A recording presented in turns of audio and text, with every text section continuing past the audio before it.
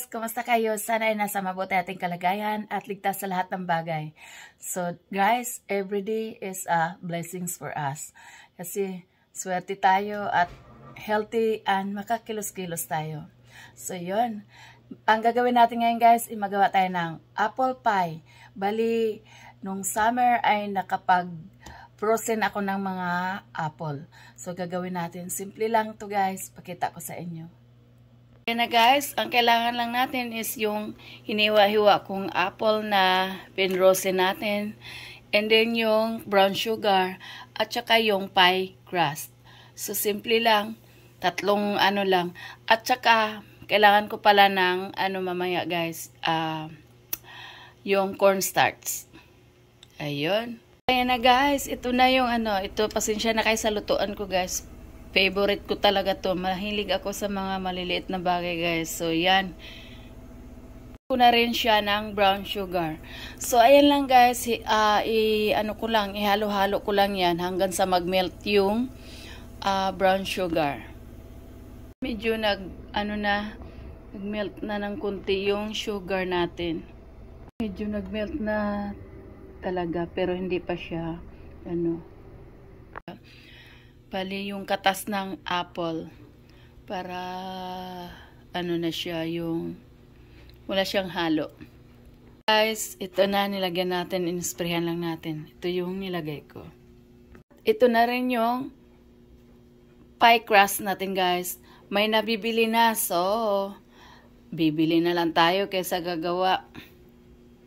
Ayan, at least ready na natin para pag maluto na to ng maayos at ma-cool down na rin natin, pwede na nating ilagay dito sa pie crust.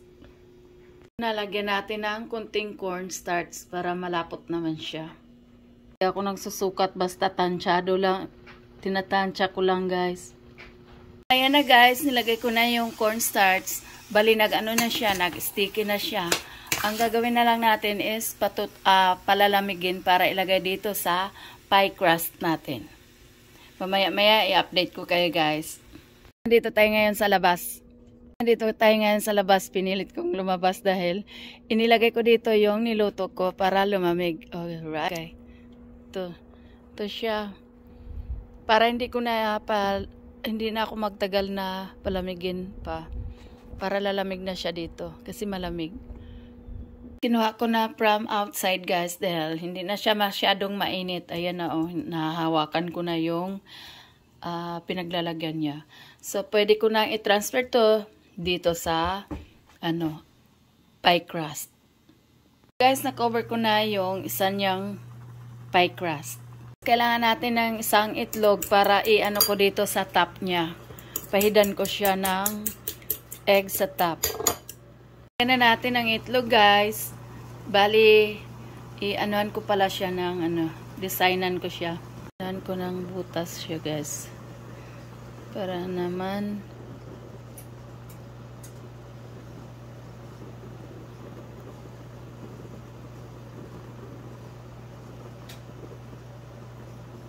ayan, ready na para sa ilagay natin sa oven.